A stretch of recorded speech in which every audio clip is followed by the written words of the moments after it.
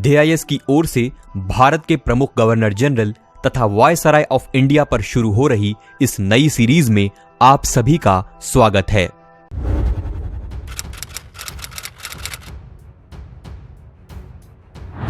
लगभग 6 करोड़ 95 लाख आबादी को प्रभावित करने वाला 1896 से 97 का भीषण अकाल viceroy of India Lord Elgin II के समय घटित हुआ। अकाल की जांच के लिए ब्रिटिश शासन द्वारा लेल कमीशन का गठन किया गया, जिसने सिंचाई व्यवस्था को विकसित करने का सुझाव दिया।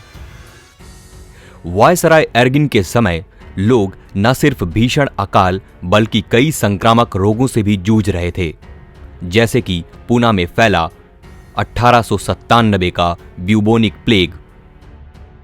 पूना प्लेग की जांच के लिए सिविल सर्वेंट रांड की अध्यक्षता में रांड कमेटी का गठन किया गया।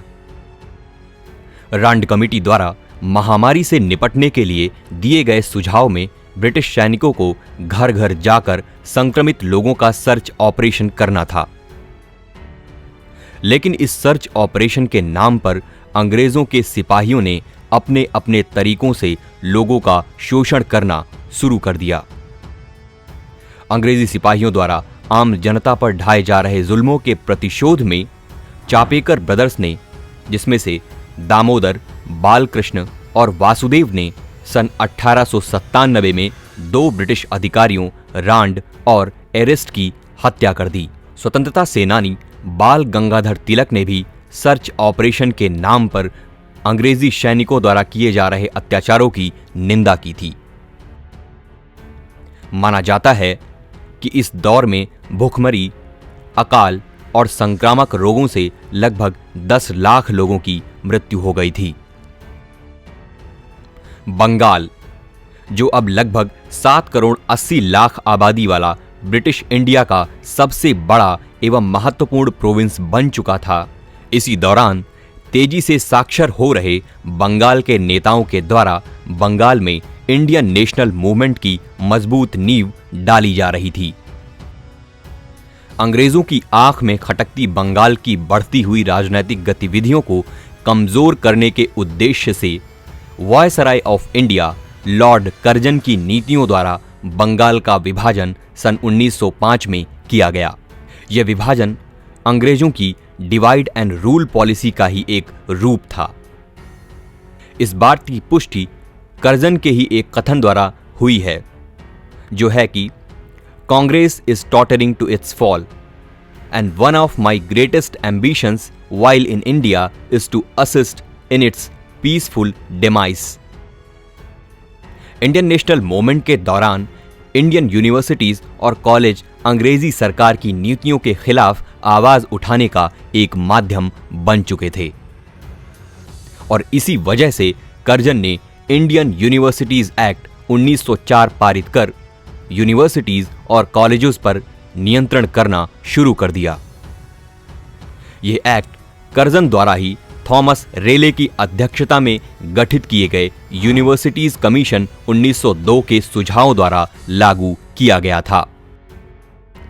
स्ट्रॉन्ग सेंट्रलाइजेशन और मजबूत नौकरशाही में विश्वास करने वाले वायसराय कर्जन ने सन 1899 में कलकत्ता कॉरपोरेशन एक्ट पारित किया, जिसके तहत निर्वाचन के माध्यम से आने वाले विधायकों की संख्या को कम कर दिया गया और साथ ही साथ भारतीयों को स्वशासन से वंचित करने की दिशा में भी कदम उठाए गए। अकाल से निपटने के उद्देश्य से कर्जन द्वारा मैकडोनेल की अध्यक्षता में एक फैमाइन कमीशन का भी गठन किया गया।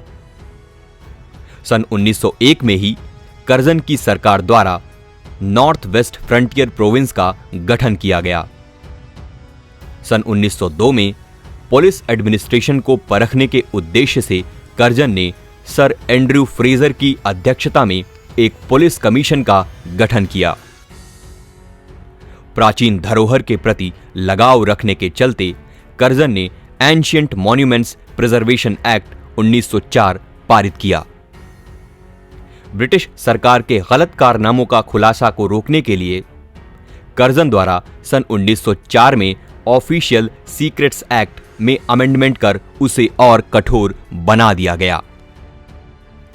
अंग्रेजी शासन के तहत department of commerce and industry स्थापित करने का श्रेय भी लॉर्ड कर्जन को जाता है। कृषि सुधार के क्षेत्र में कर्जन द्वारा बिहार के पूसा में एग्रीकल्चरल रिसर्च इंस्टीट्यूट की स्थापना की गई। वायसराय कर्जन के समय शुरू हुआ अंग्रेजों का तिब्बत अभियान, जो Younghusband's mission to Tibet के नाम से भी प्रसिद्ध है, सन 1903 से 1904 तक चला, जिसका उद्देश्य तिब्बत पर बढ़ रहे रूस के प्रभाव को कम करना तथा सीमा विवाद को सुलझाना था। ब्रिटिश सेना के कमांडर इन चीफ किचेनर के साथ सैन्य मामलों में विवाद और असहमति के कारण कर्जन ने 1905 में वायसराय ऑफ इंडिया के पद से इस्तीफा दे दिया और इंग्लैंड वापस लौट गया। मॉडरेट लीडर गोपाल कृष्ण गोखले ने कर्जन को औरंगजेब ऑफ मॉडर्न इंडिया कहा था।